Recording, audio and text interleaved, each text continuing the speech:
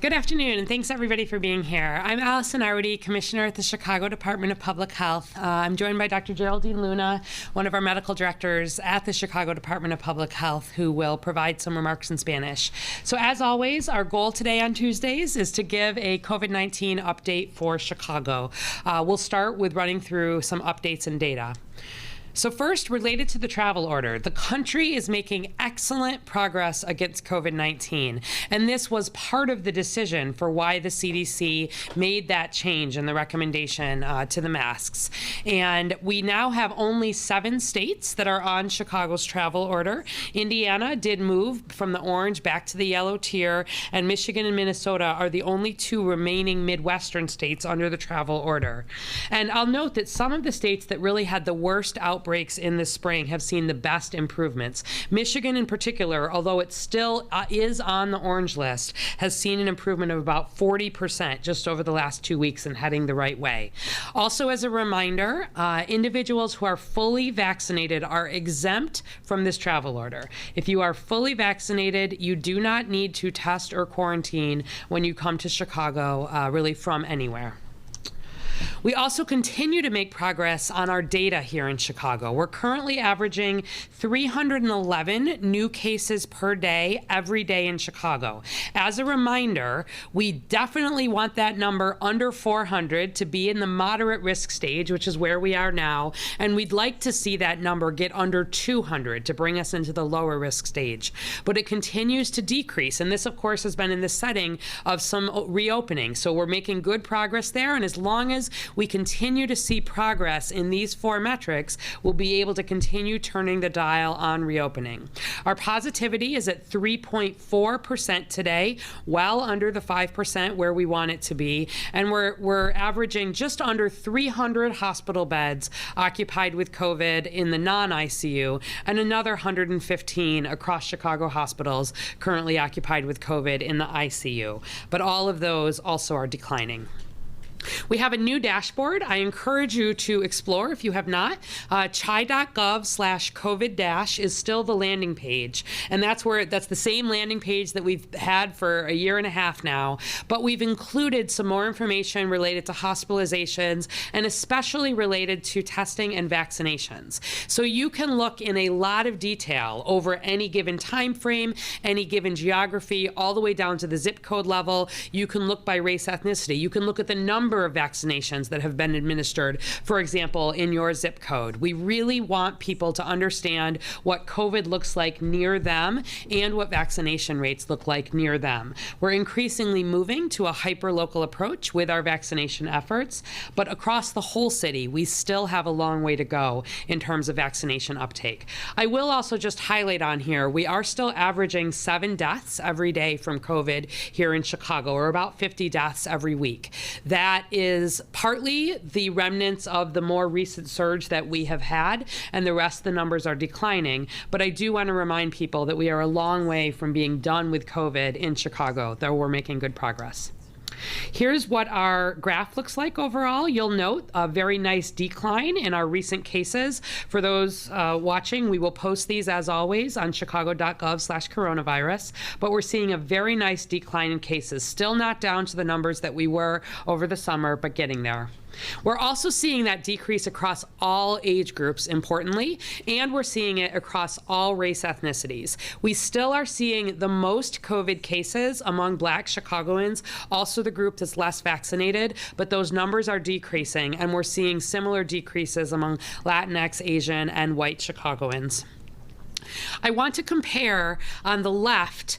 In dark blue are the places where we saw the most new COVID cases diagnosed in the city of Chicago in the most recent week. You can see we still are seeing the most new cases, especially on the far south side.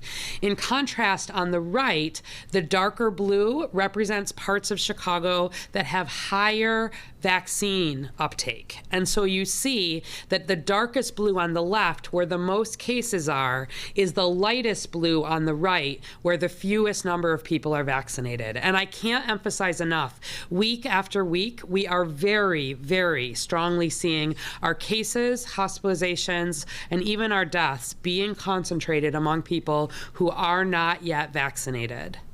When we don't have a lot of people vaccinated in social networks, we also see COVID continuing to spread. So please, if everyone in your social network has not yet been vaccinated, perhaps share this information with them. Point them to the website. Explore what your zip code, your neighborhood looks like, and compare what case rates look like where you live versus what vaccination rates look like where they live. Because more and more and more, the neighborhoods that are not as well vaccinated is where COVID is landing, and I expect that to continue to get worse. Let's look at that in a little more detail.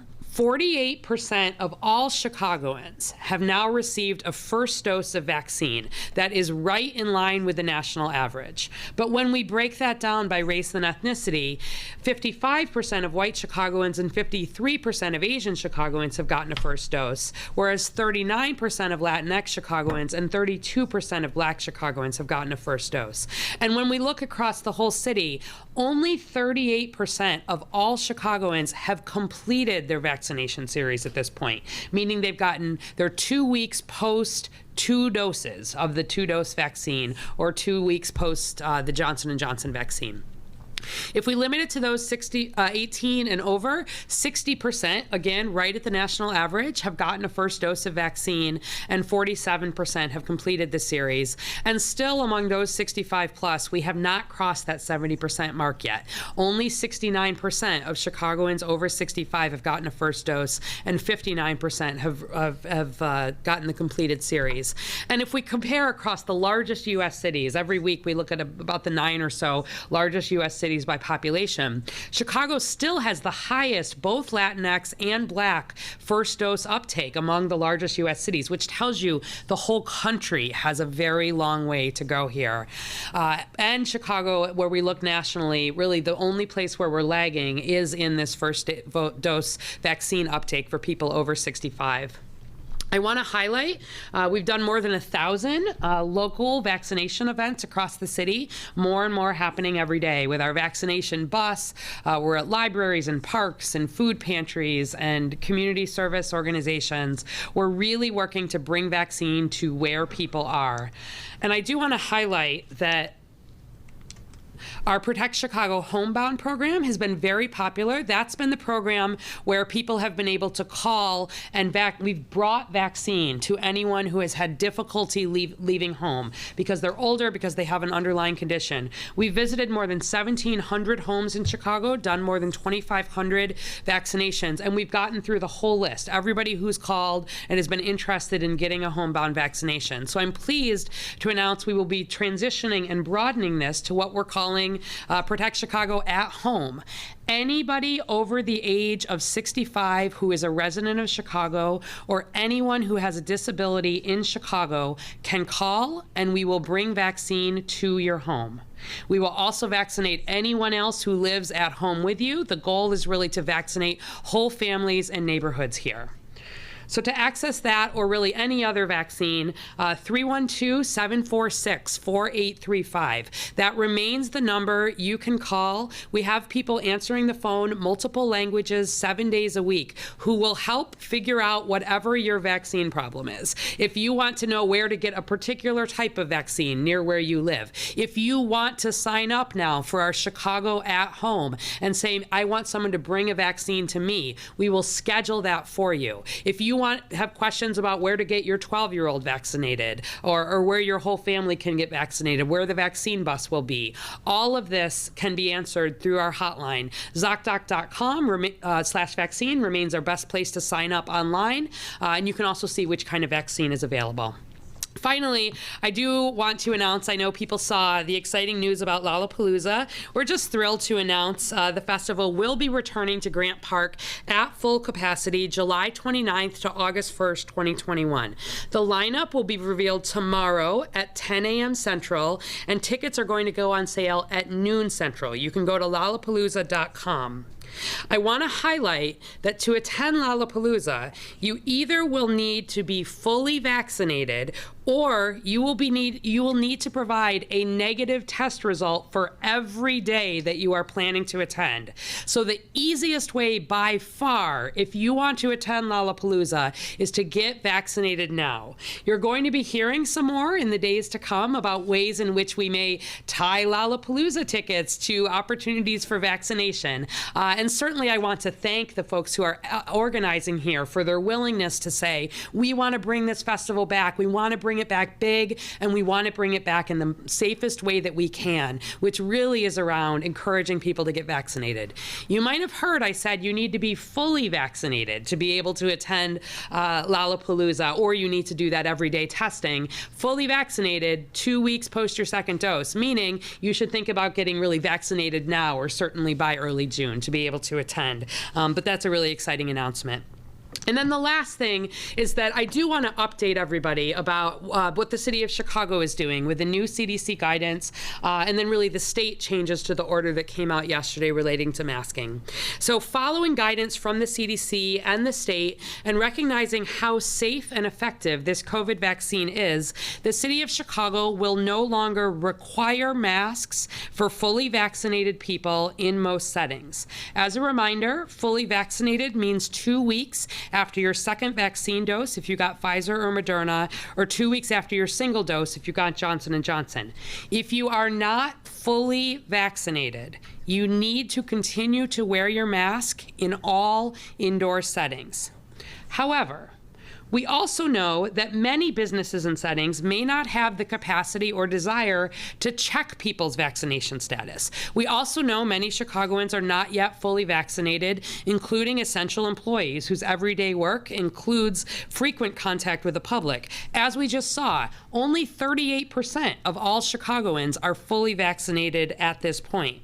And many of our communities that have been hardest hit by the COVID virus have even lower vaccination rates. Children aged 12 to 15 just became eligible last week. None of them are fully vaccinated. And we do expect many Chicagoans to both start and finish their vaccination series over the next few weeks. Therefore, we continue to strongly advise, though not require, masking policies for all indoor settings in Chicago until COVID capacity restrictions are lifted and we are in phase 5.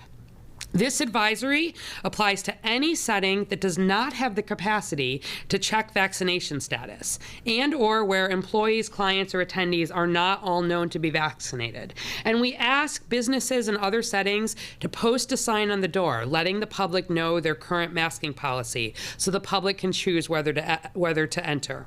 City of Chicago buildings will continue to require masks for all who are entering until COVID capacity restrictions are lifted and we are in phase 5.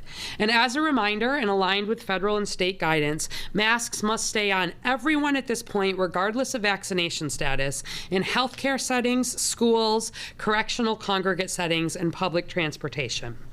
In addition, current distancing requirements that are laid out in the bridge phase remain in place for Chicago, again, unless a business or a venue checks vaccination status. So, for example, restaurants can currently operate at 75% capacity, but must maintain 6 feet of distance between tables. That is not a change. But if a business wants to check vaccination status for employees, and for patrons, they would not need to then abide by those capacity limits, and in fact could return to business as usual prior to COVID. And finally, please be kind. Regardless of mandates, we expect many Chicagoans to continue to wear masks in public spaces for a variety of reasons, even after they're vaccinated, even as mandates and advisories fade. Someone might be immunocompromised. Someone might have a family member who's immunocompromised or too young to be vaccinated. CDPH absolutely supports ongoing mask wearing for personal or family risks, even in the setting of vaccination. I'm still getting over a cold. I recently got tested. It's not COVID, but I have been very careful to wear this mask because I do not want to spread that to my work colleagues or to anyone who I may be interacting with. A mask, reminder, is mostly about protecting others. I wear my mask to protect you. You wear your mask to protect me. It helps keep my germs to myself, but it is a tangible sign that I'm thinking about somebody besides myself. I'm thinking about the greater good. And masks and distancing and hand washing have gotten us this far. I'm so proud of what we've done here in Chicago. We've really avoided a lot of the worst that has been seen in so many other settings. And thank you, Chicago, for the good work that you've done to date. But we now have a tool that is more effective than a mask, than distancing, than hand washing, and that is choosing to get your vaccine. It's by far the most important thing you can do for your family, your community, and the city to get us past COVID. The vaccine is safe, it is effective, it is completely free, and it is widely available. My only goal, and I hope your only goal, is to put COVID behind us. The way we do that is through vaccine. And so, based on the things we talked about today, if you're excited to get back to traveling, if you're excited about going to Lollapalooza, if you're excited about hugging your grandkids, if you're excited about not having to worry, the way we do that is getting vaccinated. We're making good progress, and I hope that the announcement today really spurs confidence in vaccine and encourages you. If you've been on the fence, now's the time. We gave you the number. It's available all over the city. Let's put Chicago back in front in terms of vaccination here and put COVID behind us. And with that, I'll bring up Dr. DeLuna to provide some remarks in Spanish and come back for questions.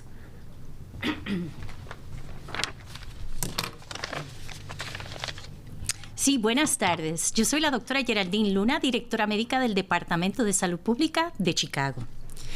Y tenemos buenas noticias. El CDC, siguiendo las guías del CDC, el Estado, y reconociendo cuán segura y efectiva es la vacuna del COVID-19, la ciudad de Chicago ya no requerirá máscaras para personas completamente vacunadas en la mayoría de los entornos. Como recordatorio, personas completamente vacunadas significan 2 semanas después de la segunda dosis si recibió Pfizer o Moderna, o 2 semanas después de una dosis única si lo que recibió fue J&J o Johnson & Johnson. Si no está completamente vacunado, debe seguir usando las máscaras en todo momento. Sin embargo, sabemos que muchas empresas y entornos no tienen la capacidad o el deseo de verificar el estado de vacunación de las personas.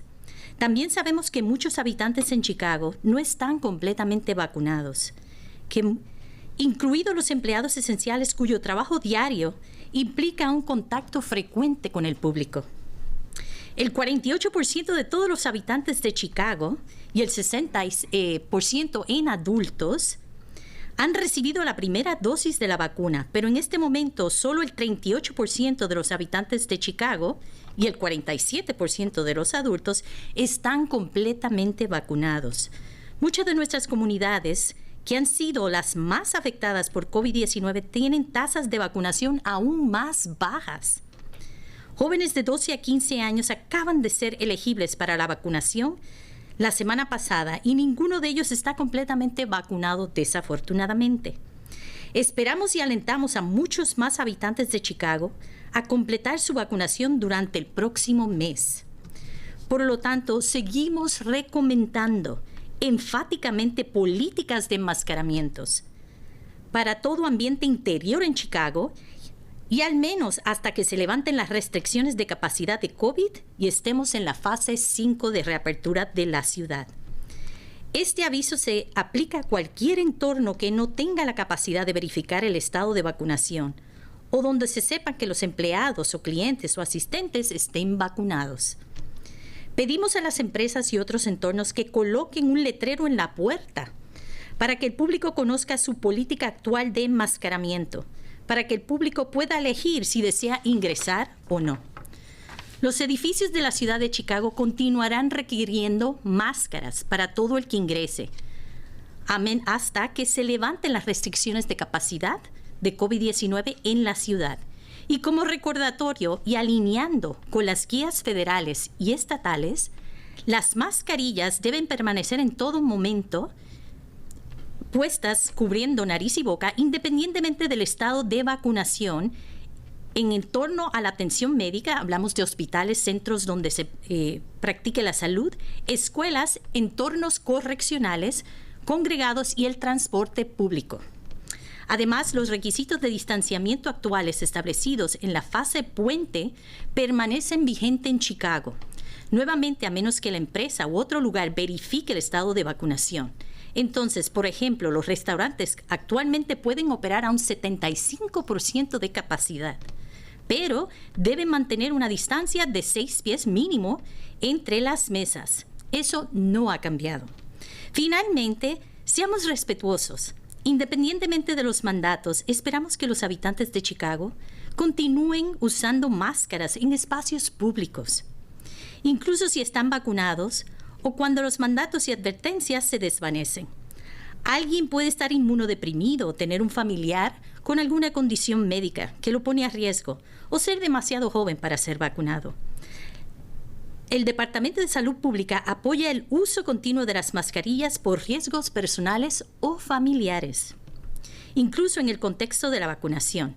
La comisionada misma nos acaba de decir que se está recuperando de un resfriado. Resultó negativo al COVID-19, por supuesto, pero eso no es algo que ella quiera contagiar a sus compañeros de trabajo y así procura usar una máscara. Recuerden que usar máscara se trata de proteger a los demás. Uso mi máscara para protegerte a ti y tú usas tu máscara para protegerme a mí, para guardar nuestros gérmenes para nosotros mismos. Señalo que pensando en el bien público, las máscaras, el distanciamiento, el lavado de mano, nos ha llevado hasta aquí, pero ahora tenemos una herramienta mucho más eficaz que cualquier cosa. Vacunarse es lo más importante que se puede hacer para protegerse a sí, a su familia, a las personas que más quiere y a sus comunidades. Son seguras, efectivas y completamente gratis y están ampliamente disponibles.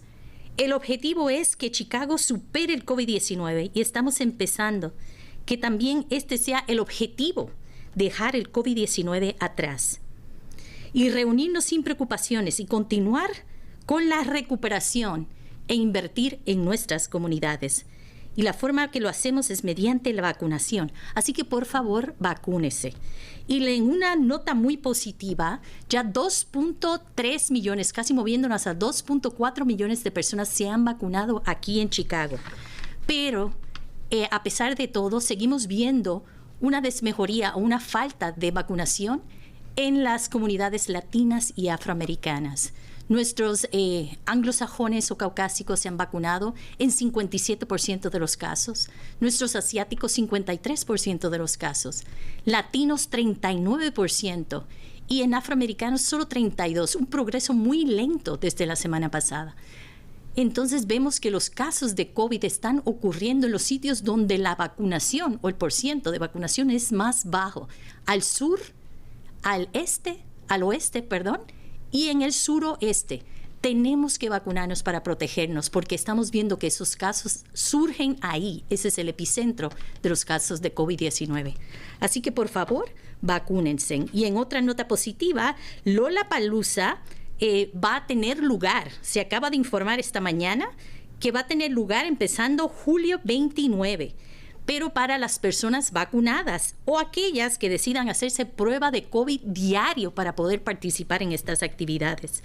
Estamos instando a nuestros jóvenes que se vacunen para que puedan participar activamente de Lollapalooza y estamos incentivando para que puedan socializar, para que puedan hacerlo de una manera protegida este verano. Y entonces, si planeas participar, tienes que tener en cuenta que toma de 6 a 8 semanas en recibir Pfizer o Moderna y estar completamente vacunado a la hora de que llegue la actividad o 2 semanas antes si estás usando J&J. Van a haber incentivos, premios, otro tipo de actividades y otro tipo de regalos que se van a estar dando y pronto se va a tener la noticia de qué exactamente va a ocurrir. Pero les decimos, Chicago, este es el momento de recuperarnos, este es el momento de dejar COVID atrás. Por favor, vacunémonos.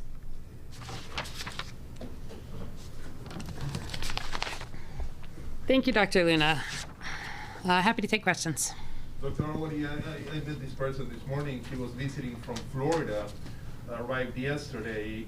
She didn't quarantine. She wasn't quarantined. She was walking down Magnificent Mile, wasn't wearing a mask, And we wonder, I mean, what can the city do to avoid situations like this, given the restrictions for traveling that we have? Yeah, do you know if she was vaccinated?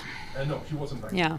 So really at this point, as you know, enforcement is a challenge. And I think part of the decision here around moving from a mask mandate to a mask advisory is recognizing that much of the country at this point has really moved away from mandates. And I think, if someone is out of doors, certainly, the risk is lower than it is indoors, and that's part of it.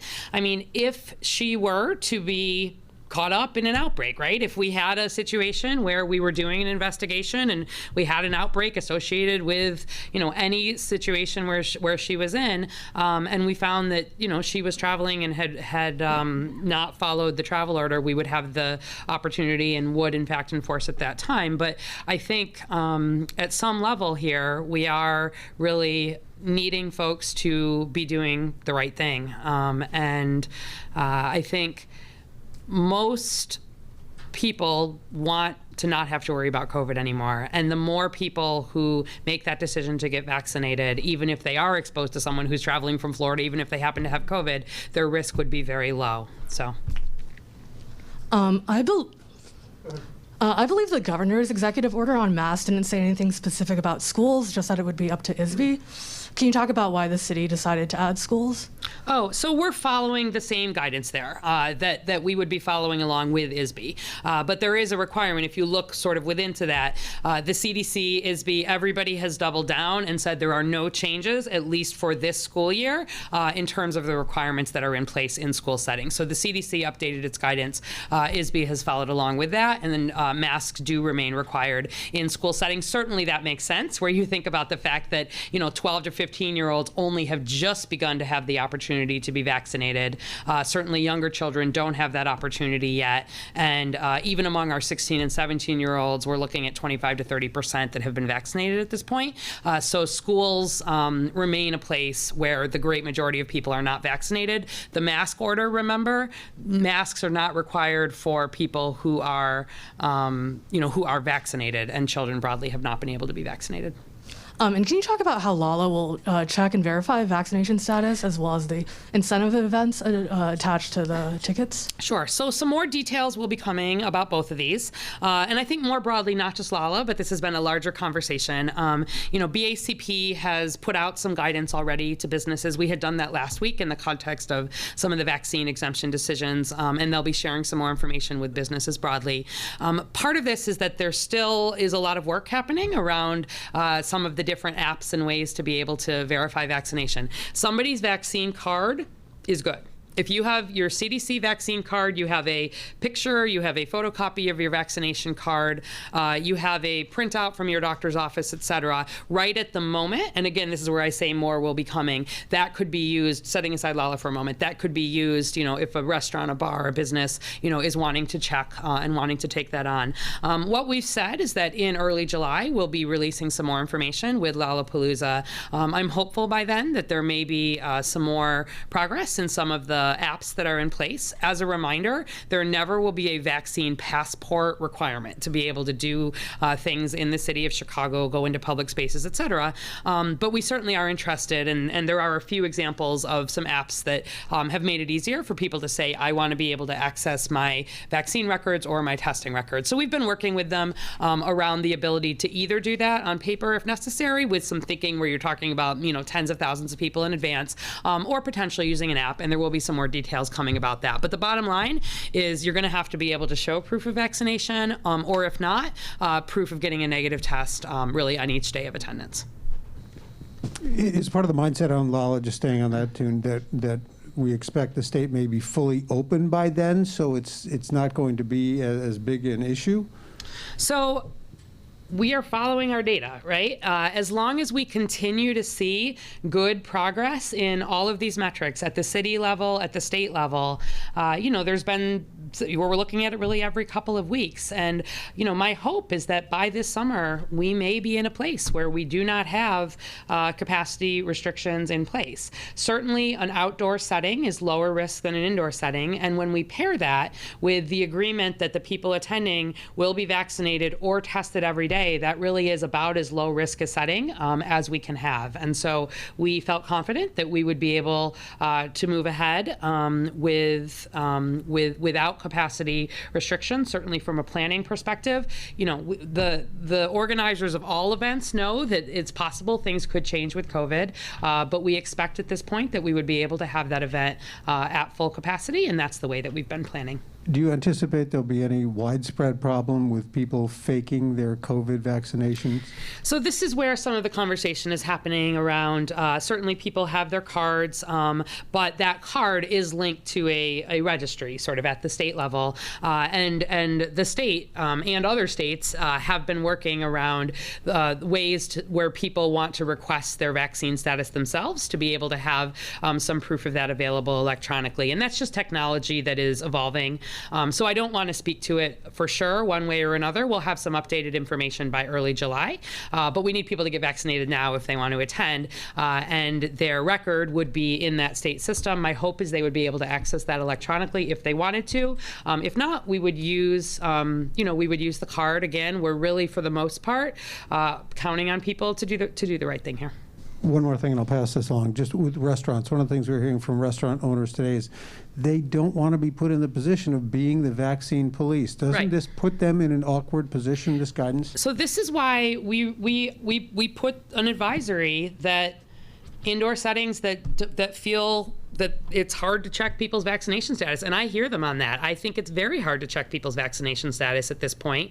It's certainly a lot of additional work, and we know that there are, a hardware store may not feel like it's appropriate for them to be checking status. That's why we are putting the advisory in place that at least right now, while capacity limits remain in place, our advice is that settings that don't want to check vaccine would continue to have masks in indoor settings. Again, it's not a mandate. It's an advisory, but part of the reason the City of Chicago buildings are continuing this is that I feel like when 38% of Chicago is fully vaccinated, we are still making a lot of progress there, and I want to make sure while we continue to make that progress that we're making settings as safe as they can be. Also, of course, we have a lot of employees returning to work, and we're hearing people wanting to feel confident about that. So if any business does the work of ensuring that folks are vaccinated, no problem. You don't need to do it. But if you're not going to do the work of wanting to enforce that vaccine status, our advisory at this point would be to continue your indoor masking policy. We have a few questions from our readers. Is it safe for kids and their parents to be around people who aren't wearing masks, since kids under 12 can't get vaccinated yet? And can kids stop wearing masks as adults start getting vaccinated more? Okay, so a couple things on there. First of all, just again, as a reminder, what the CDC, the state, everybody is recommending is, removing that mask for people who are fully vaccinated, meaning when children are in indoor settings, they need to continue masking first and foremost. To the question of children being around people who are unmasked, my main question there are those unmasked people vaccinated? We've already said that in settings where people are gathering, if everybody is fully vaccinated, if you're at somebody's house, et cetera, the risk to children is really very, very low in that setting. And so if all of the adults who are gathering are vaccinated, there's not a need to wear masks in that setting, including for the children. And I do know, to the point, parents, I know we've gotten a lot of questions from parents around this. Parents want to continue modeling masking behavior for children. We are certainly supportive of that, especially while we're in this interim phase of getting some more folks vaccinated, sort of slowly continuing to turn the dial on reopening. And certainly where parents are choosing to continue to vaccinate to set that model for their children, that's something we, and I hope everybody is very supportive of. Thank you. Yep. More questions? All right. Thank you all very much. Appreciate it.